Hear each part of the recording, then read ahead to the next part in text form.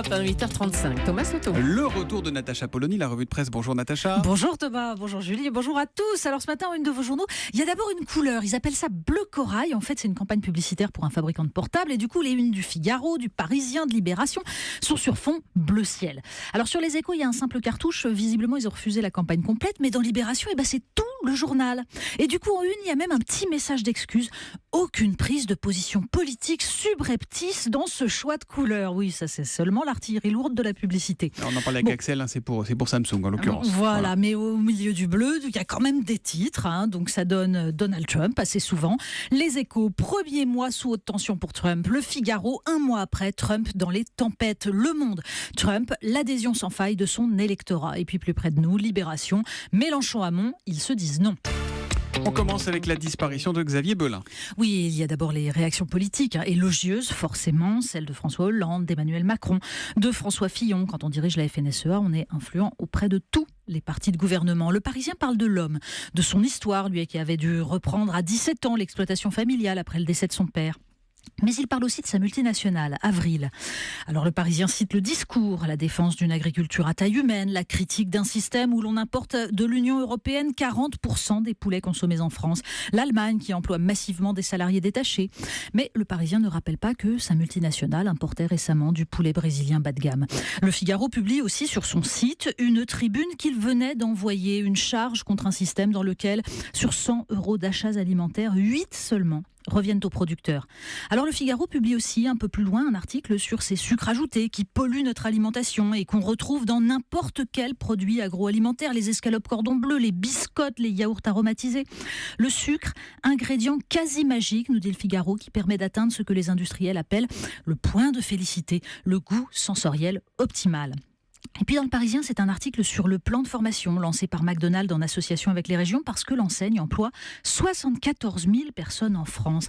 Et là, on comprend que les enjeux d'agriculture et d'alimentation sont liés. Alors il vaut mieux lire les textes de Libération sur les cantines scolaires en bio et sur la protection des sols européens. La sauvegarde des paysans français, elle est sans doute là. Vous nous parlez de l'euro, la monnaie européenne. Exactement, ça c'est la une d'aujourd'hui en France. Peut-on se passer de l'euro ? Alors le journal a tranché, un saut dans l'inconnu, coût incalculable, pardon. Mais Libération s'intéresse au nouveau psychodrame de la zone euro. Une fois de plus, on demande à la Grèce de rogner sur les retraites. Depuis le 2010, le PIB du pays a plongé de 27%. Des citoyens travaillent 14 heures par jour pour un salaire inférieur de moitié à celui de 2010. Mais accepter que la Grèce sorte de la zone euro parce qu'elle ne remboursera jamais, ça, c'est impensable. Le graphique de l'éléphant. Qu'est-ce que c'est que ça, le graphique de l'éléphant ? Alors ça, c'est très intéressant. C'est une courbe dans les Échos qui mesure le rapport entre le revenu des individus dans le monde et la croissance de ce revenu sur 20 ans. Et elle a la forme d'un éléphant dont la trompe se relève. En fait, le haut de la trompe, là où ça se relève très très fort, ce sont les revenus des très riches. Le dos de l'éléphant, ce sont les classes moyennes chinoises et indiennes qui ont vu leurs revenus croître grâce à la mondialisation. Et le creux, le bas de la trompe, ce sont les classes moyennes des pays occidentaux dont les revenus ont stagné. En fait, ce sont eux les perdants de la mondialisation et pour l'économiste Branko Milanovic, l'auteur du graphique, c'est ce qui explique la déstabilisation politique en Europe et aux États-Unis.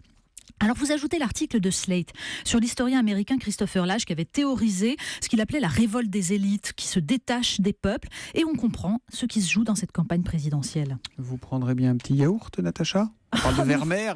Je savais que ça vous plairait, ça.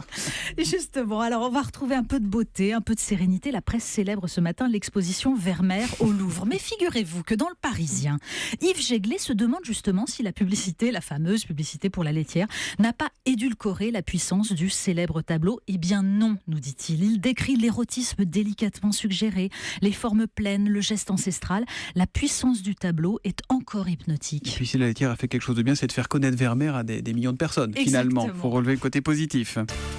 On termine avec Elle, le magazine Elle. Oui, parce que Elle traite d'un thème dans l'air du temps, le burn-out parental. C'est donc, vous revenez de vacances, ça s'est pas bien passé avec les enfants ? Je ne dirais rien de ma vie personnelle. Mais donc voilà, on applique aux parents débordés la maladie diagnostiquée en entreprise. Mais en fait, c'est plutôt le journal Le Monde d'aujourd'hui qui en parle le mieux. Le cri de la mère dépassée. Je te préviens, je ne répéterai pas. Oui, parce qu'en fait, ce sont surtout les mères qui souffrent de burn-out. Vous le faites bien. Oui, c'est du vécu. Et alors, il y a par exemple celle qui s'installe enfin devant le film après les dents brossées, le doudou calé, la veilleuse allumée, et dont l'enfant, tel un cow-boy tambourinant sur la porte d'un saloon fermé, crie « J'ai soif !»